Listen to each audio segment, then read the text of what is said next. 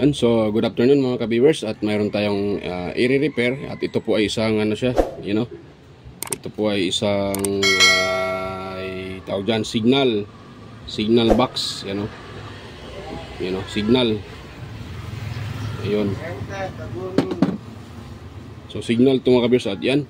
So, happy Sunday pala mga ka-viewers, yan, happy Sunday sa inyo. At yan, natin itong i-repair. So, problema dito, sabi ng may-ari ay walang lumalabas na ano dito, pulang sa madaling salita, walang power. Gunggong! Barinig kita sa mukha Power yan. So sabi ng may-ari mga kabiyos ay ito daw ay walang power, so ititest natin siya. So ito adapter na to ay 12 volts yan, no? Yan, may nakalagay dyan, no? 12 volts, 1.5 amperes. So, yan. So, ano natin gagamitin pang test dito.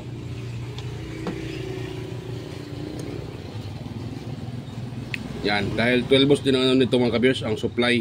So, andito yung kanyang ano, ito yung kanyang pinaka-input or yung kanyang pinaka-barrel jack. Yun. So, kung nakita nyo, yan, walang power. Kahit i-on pa natin to, ay hindi talaga magpa-power yan. Dahil wala nga siyang power, yun, no? O, diba? So, yan po yung ating hanapan ng paraan kung bakit yan hanapan, kung saan yung kanyang sira. So, yan. Yung ating gawin dyan ay i-open natin yan mga ka-viewers para malaman natin, para magkaalaman na ba. Yan. So, yung ating ano. Ito lang naman yung kanyang mga tornilyo. Ayaw ano. Hindi kaya. Hanap tayo ng ibang ano, screwdriver. So ito.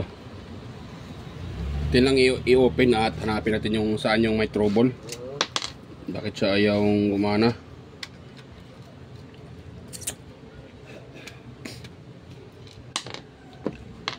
Yon, saka dito.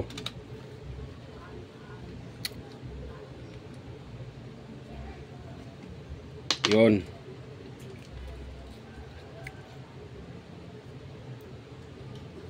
Tapos, ito ay naka-clip lang. So, natin siyang i-open mga ka-viewers.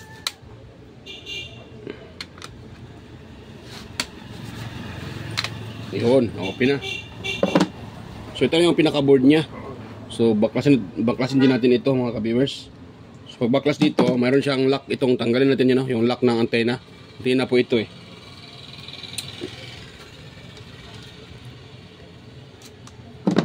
Yan. Yan. Signal digital box tawag dito. Kapareho nito ng ano GSAT.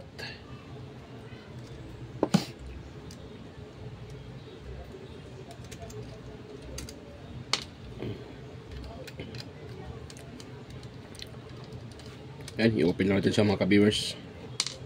Yan. So, itong video na ito walang cut ha. Hindi natin ika-cut. Para masusundan nyo kung paano gawin. Pero hindi ko din sinasabi na magagawa ko ito. Try lang. Baka naman ay magagawa natin. Yan. So kuha tayo ulit ng ano, tester. Tester. O nga, tester nga. Kabuwang na. At atin itong supplyan. Sana yung kanyang adapter. Ito yung kanyang adapter. So salpakan natin dito at mag voltage checking mga ka-viewers. So as usual, una naman ako nakita ditong ano, hindi naman siya nag-lose contact mga ka-viewers. So ipakita ko sa inyo na itong ano, mayroon tong 12 volts itong adapter. Yan. Tapos natin para makita nyo na mayroon talagang 12 volts. Yan o. So okay itong adapter natin mga ka-viewers ha. Yan o. So tusok natin itong isang test probe dito, yung test probe, tapos isa naman dito naman sa ground. Yan o. Yan yung ating ano, kung ilan yung na-reading, diba? 12.41. Yan o, 12.4. Mayroon tayong reading na 12 volts. So good yung adapter. So, pinaka power supply. So yun, bakit siya walang power? Yun ang tanong. mga ka-viewers. So yan, tara tayo mag ano dito, salpakan natin ang supply. Wait lang pa, hindi ko pa pala na salpak tong aking panghinang.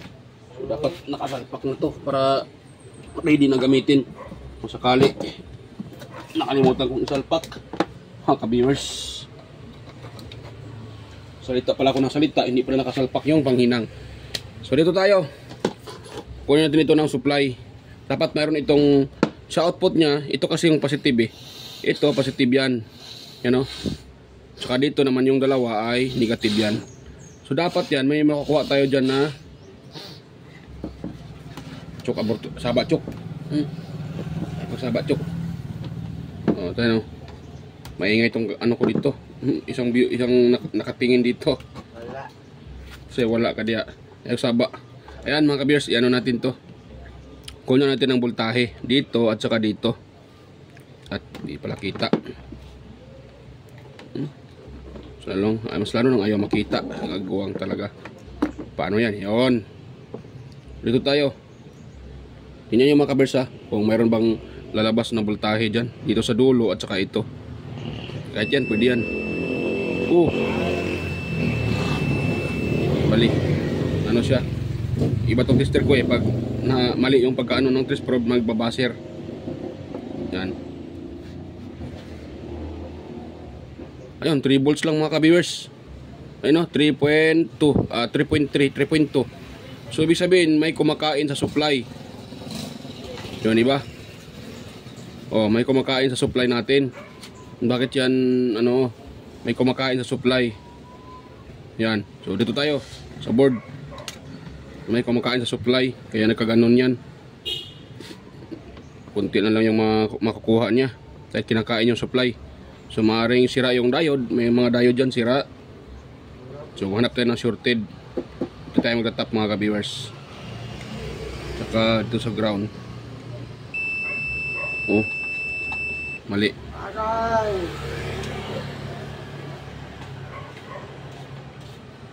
Yan o. Oh, 3 volts lang talaga yung supply.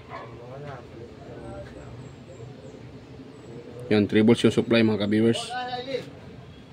Naligo pa, Noy? Yan. So, 3 volts yung supply. So, may kumakain talaga. So, yan ang hanapin natin ng tawag dyan. Bakit kinakain yung supply? Bakit? Try natin ihang itong ano to, diode na to. Ito yun o, yung diode na yan. Ihang natin yan mga ka-viewers yun o, diode yan eh. Ihang natin yan yung isang paa. At try natin kukunan ulit ng supply kung mayroon. Kung mayroon, ibig sabihin ito ang may problema. Pero hindi naman sa shorted. Kaya kung ginan nyo, yan o. Kaya kung shorted, magaganon man yan akong tester ko. Yun. So try natin itong itest. Yun. Yun o, hindi naman siya nagbabaser mga ka-viewers. Tapos makaset tayo sa diode. Ito dito diode. Yun. So kung titest natin siya, ayun, mababa na yung kanyang ano mga ka-viewers. 61 na lang. Mababa na yung kanyang ano reading sa diode. Dapat mataas yan. Ito naman reverse. Dapat wala. Oh, meron siyang 0.4. So kuha tayo ng ano para maano natin. Kuha tayo ng tester na analog mga ka-viewers.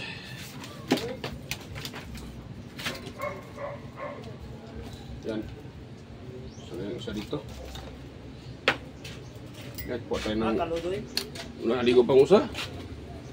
Nag-video mo ko, vlog ko. Yun. Ito yung ating gagamitin mga ka-viewers.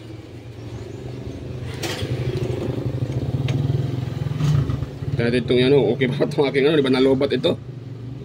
Baka nalobat ito. So lagyan natin sa times 10 mga ka-viewers. Times 10. Yun, times 10. Tapos ating i-calibrate yung tester. Dapat sa 00 siya. Ayun. So ito yung ating gagamitin mga ka-viewers. Okay naman yung tester ko. Nakalibrate ko na siya.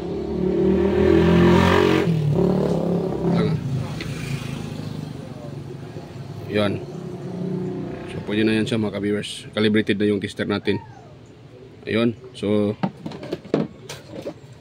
kaso wala tong ano nawala yung kanyang anong tawag dyan. Nawala ang ano nito.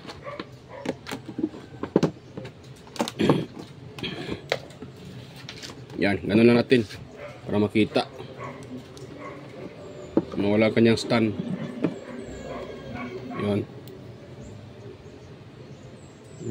Kulang pa pala. Kulang. Yon. Yan, so try natin itong i-test mga ka-viewers, itong kanyang diode. Tapos yun. Nasa 5 siya mga ka-viewers. Yun oh. Sugot naman sorry. Ano? Kagwang ha.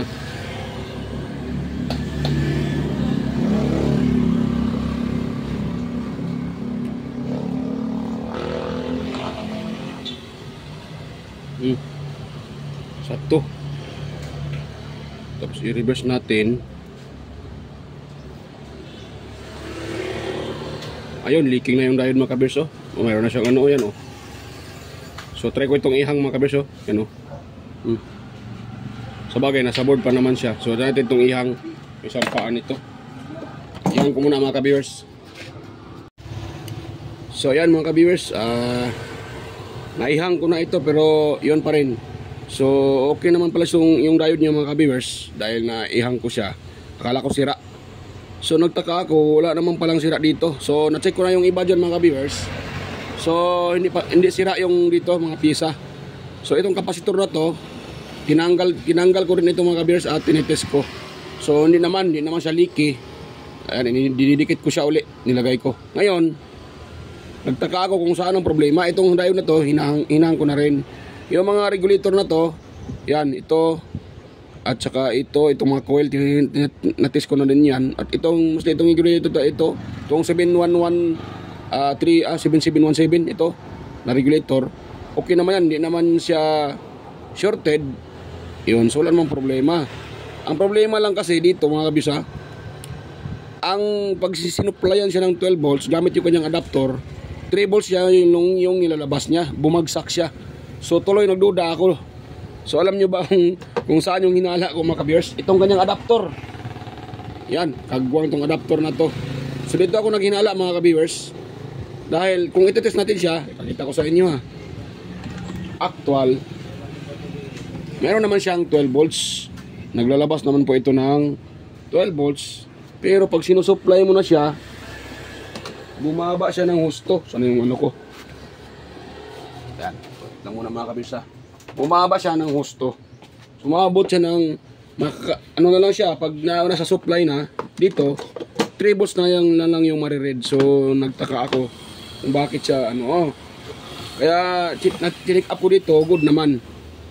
So, ngayon, dahil mayroon akong na-repair dito dati, mga ka-viewers, mayroon na akong na-repair na ganitong brand. Kaya, nagduda ako sa kanyang adapter. Kaya kung ititest natin yung kanyang adapter, tinan nyo ha, ititest ko siya ha. Tinan nyo po mga ka-viewers oh. Mayroon tayo nare-read na, baka sabihin nyo na sa kanya talaga yan. Tinitest ko siya. Yan sa kanya yan, wire na yan. Hilain ko. Diba? So, kung nakita nyo, 12.4 yung ating nare-read dito, 12 volts. Pero pag nakasalpak na dito sa kanyang pinaka box na to, yung box niya, nawala yung supply, bumabagsak ng gusto, maabot ng 3 volts na lang yung natira. So kaya naduda ako sa kanyang adapter. Ngayon, ang gagawin natin dito mga ka-viewers, supply natin ng another adapter. Dito natin malalaman kung ano pala tong adapter niya Tingin ko may problema yung adapter na yan. So ito yung gagamitin natin. Ito aking gagamitin na adapter ay 12 volts pa rin, pero siya 4 amperes siya mga kabiso, 4 amperes. So ito natin gagamitin. Pareho naman silang 12 volts. Tingnan natin kung gagana itong niya, box. Yan. So ito yung pinakadulo. Yan. So isalpak natin mga ka-viewers para makita na natin kung saan talaga yung pinaka-problem. Oh, ayun. Ayun mga ka-viewers, oh. Nagbubot na. Ang galing! Ang galing! Langiya talaga itong adapter niya. Ayun, oh, gumagana na. Gumagana. Gumagana ba naman sa ibang adapter? So, gumana, may power. So, sa madaling salita, wala dito yung problema. Paano masabi? Mga ka-viewers, yan oh, nagre-reading na nga yan eh. Oh, oh, di ba? Nagbubot na siya. So, walang problema itong kanyang pinaka-board. Sa madaling salita, ang may problema talaga, itong kagwang na itong adapter. Ito, adapter na ito mga ka-viewers. Dito pa lang may problema eh. Pero pag i-ano natin, tinan nyo ah. Oh, ito yung aking gagamitin. Oh, ito yung dulo niya. Oh, tinan nyo kung mapapower ba. Kagwang talaga. Oh, mga ka-viewers oh. Oh, di ba nakasalpak naman yan oh. Wala naman itong switch. Automatic ito mag-on eh pag naisalpak yung adapter. So wala oh. Walang ka-power. So nung ginamit natin ng ibang adapter, ng adapter ko dito, ito gumana. Nagka-power itong kanyang pinaka-board. So sa madaling salita talaga, dito ang problema. Ayan. So dito tayo mag-troubleshoot mga ka-viewers. Kagwang talagang adapter na yan. Pinahirapan ako. So dito tayo mga ka-viewers. So actually mga ka-viewers, kahapon pa to eh. Kahapon ko pa to ni-repair. Ay itinigil ko na lang dahil yung customer ko nung nakarang araw bumalik. So yan. So nagkasundo kami kaya nung time na yon, naitigil ko ito at sinabihan ko naman yung customer nito baka mamaya pa ko pa ito matapos dahil kailangan ko pang hanapan ng pyesa. Yan. So dito tayo. At itong i-open mga ka-viewers at tingnan natin kung anong problema niya sa loob, bakit siya bumagsak pag i-sinusupply. So sa analyze ko dito, minsan ang nagka-problema dito ay kapasitor eh. Mga ka-viewers, kapasitor. Yun, isa lang yung kanyang mga ka-viewers, yung kanyang pinaka-screw. So sa na-repair ko nung una, ito kasi minsan dito. Or kung wala dito, dito din. Itong tinanggal ko, ito dito lumulobo. Kahit saan dito, may lulubo yung kapasitor na dyan, babagsak din yung mga ka-viewers, kanyang amperahe. So hindi din magpa-power. So ito, na-open na mga ka-viewers oh. Oops. So ito lang yung kanyang pinaka-power supply.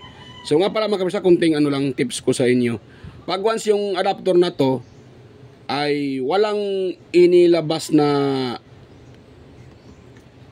output, pero nag-spark naman pag isalpak nyo sa outlet, parang nag-spark yung dito, ibig sabihin good po yung kanyang primary mga ka-viewers. Wala nga lang lumalabas na primary output. So pag ganyan mga ka-viewers, huwag nyong hawakan itong dito banda sa primary. Kung may makita kayo dyan dito, itong kapasitor na to na 400 volts, ayan, huwag kayo basta-basta hawak dyan dahil ma-shock kayo dyan dahil may kuryente yan na stock mga ka-viewers. Yan. May kuryente dyan na stock dyan. Masakit pa naman yan pag nahawakan nyo. Dito. Pero ito, walang problema hawakan ito dahil nga good naman itong kanyang primary at secondary. Ang problema lang kasi, may nilalabas naman kasi yung ating secondary. Nga lang, pag may supply, bumabagsak. O, yan ang problema mga kapiso. Ayan o. Ayun, nabuntis. Sino kaya may ama nito? Sana all. Kagwang na yun mga ka-viewers, nabuntis, lumubo. Ayun ayun yung salarin. Bakit siya hindi na kayang mag-supply? May 12 volts naman siya pero bumabagsak. So yan po ang rason. Ayan. So yan po yung ating papalitan mga ka-viewers. Sigurado gagana yan. Itong isa wala naman. Itong primary, hindi ito basta-basta lulubo mga ka-viewers. Pwera lang siguro kung yung pabugso-bugso yung kuryente. So masisibak ito. Pero hindi ito dito. Ito lang talagang sa secondary. Kadalasan sa mga adapter na ganito na ginagamit sa dito, mga kabirs, sa na to. Ito yung lumulobo na kapasitor, so yung sa mga primary na kapasitor. Ayan, mga electrolytic kapasitor. So yan.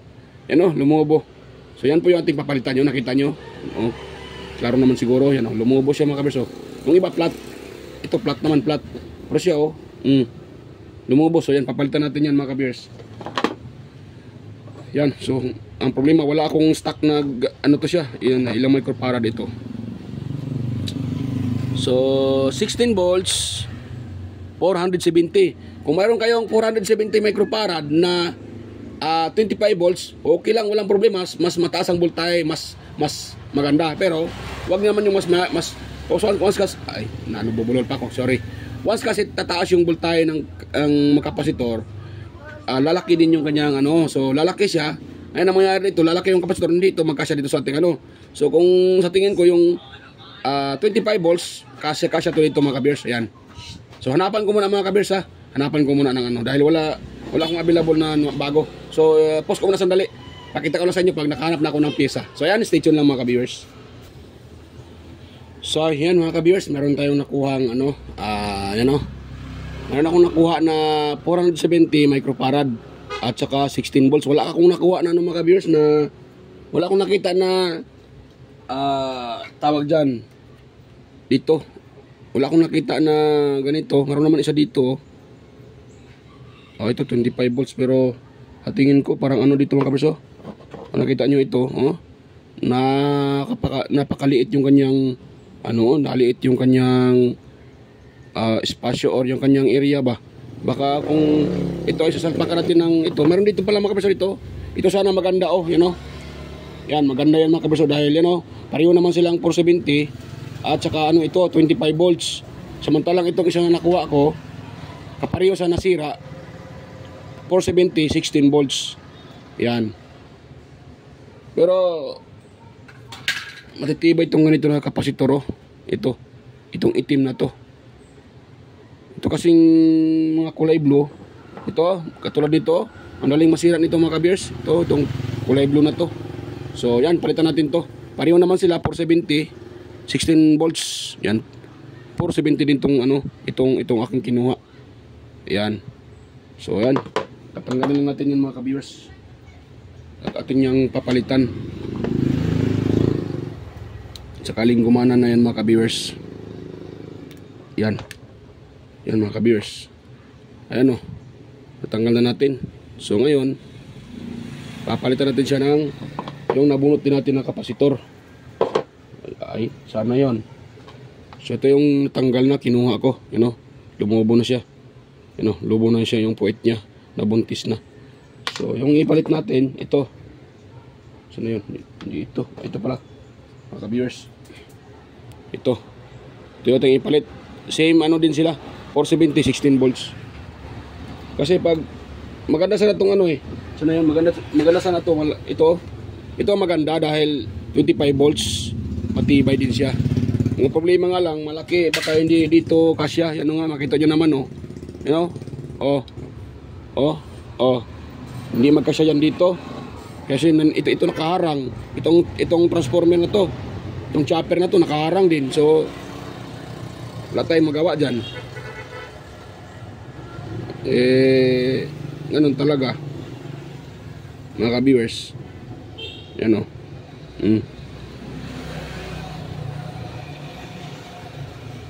yan, wala tayong magawa dyan dahil yun nga, nakaharang. So kailangan natin gawin dyan, ayun, ito yung ilagay natin.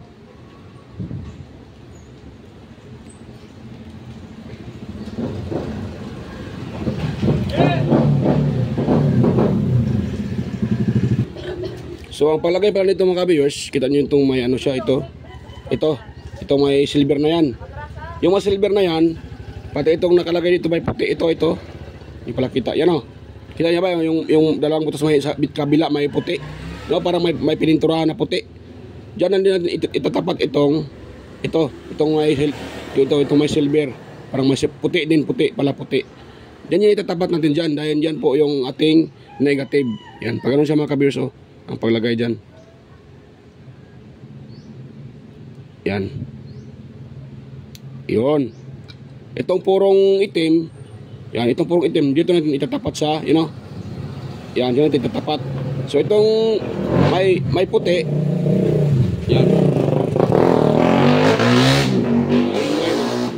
ingay ng motor, kagwang.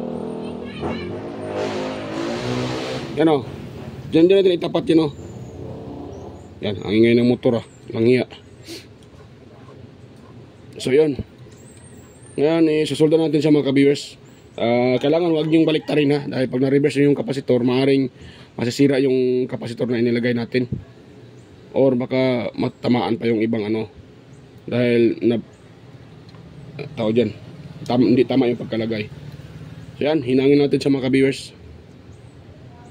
Hinap maghinang, wala kasi akong hinangan eh. Yung ipitan sana.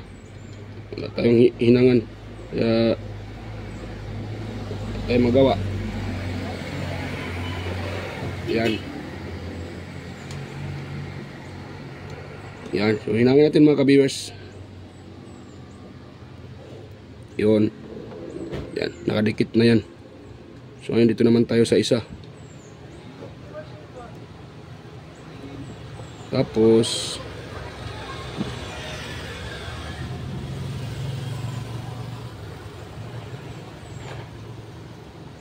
yun. Huwag natin sa tagalan dahil ito itong video ito eh. So huwag natin sa tagalan dahil ano siya, masira yung pisa dahil mataas yung ginamit kong ano mga ka-viewers, soldering iron. So ito lang. Yan, dahil tapos na yan. Ayan, ano tayo. Tingnan mo natin kung wala ba tayong na ibang na-short dyan na ibang components. So wala naman. Sorry, wala naman mga ka-viewers. Yan, malinis naman yung board. Ayan o. Wala naman ako na-short dyan na iba. So malinis naman yung pagkasolda. So yan, sorry natin at ating ititest ito mga ka-viewers. Sama na yung ano nito. Ano ba yung kanyang yun. Tapos ganun. Yun. Yun no. So atin natin yung isa uli mga ka-viewers. At try natin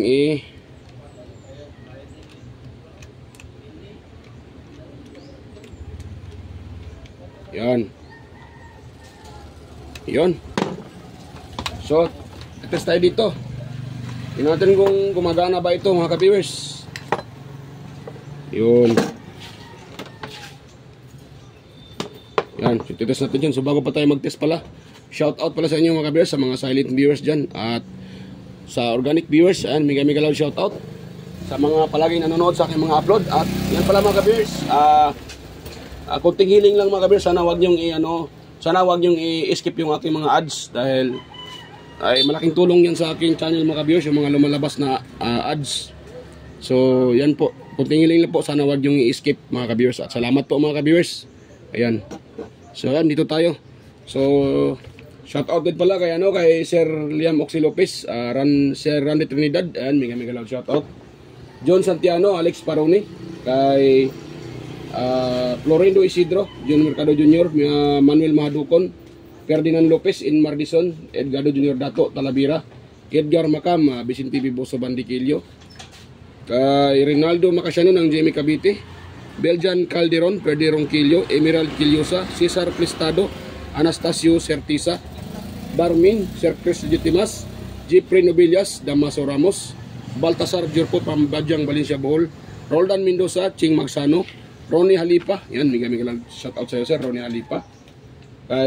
At sa ano din pala kay Kenneth Cañete, Nonoy Valles from Tansa Cavite, Levi Ratocunda, Noel Di Guzman, Leo Pagaduan ng Nueva Ecija. So ayan, mega lang shout out sa inyo mga sir.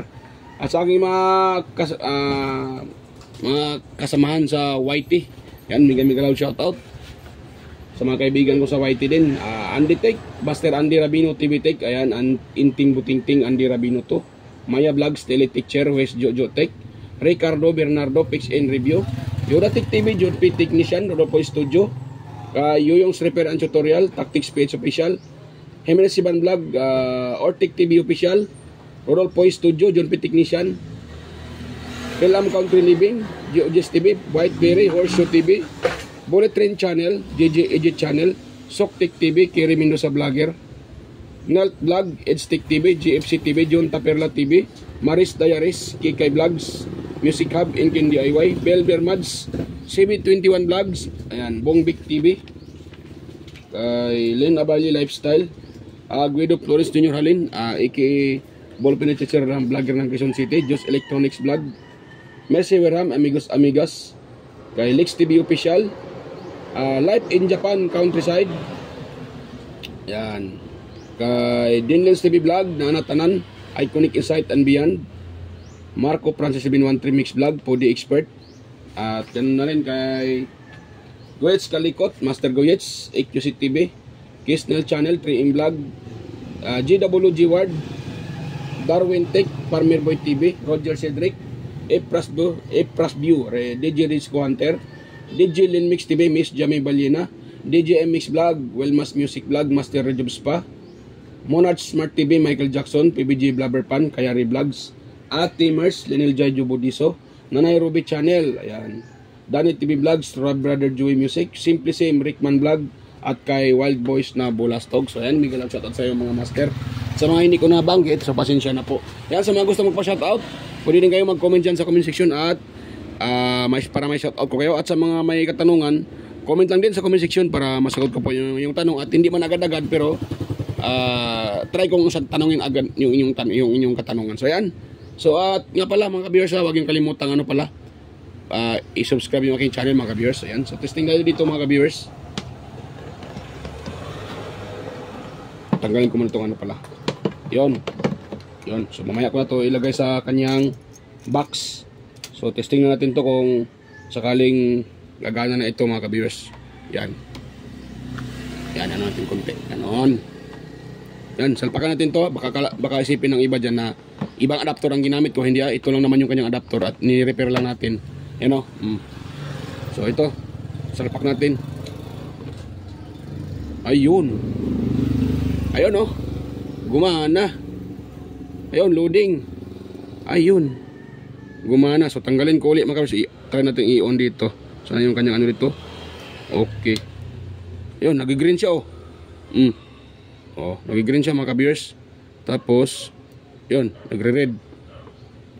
Yun. Tapos, yun. Tayo natin siyang tanggalin. Ito sa supply. O, yan. Salpak ko siya ulit mga ka-viewers. Ayun, gumana na o. Yun. So, success tayo dito sa ating repair na tawag dito. Signal box. Ano, signal box. Yun. So, yan. Mga ka-viewers, kung mayroon kayong nakuha ang kunting ideya, sana po huwag yung kalimutang i-subscribe yung aking channel at pinutin yung notification bell. At tigit sa lahat, huwag nyo rin kalimutang i-share mga ka-viewers para makatulong tayo sa mga gustong mag-DIY at mag-repair sa bahay. So yan, hanggang dito lang po yung aking video mga ka-viewers at kita tayo ulit sa aking next na mga upload. So yan, bye-bye po mga ka-viewers. Yan.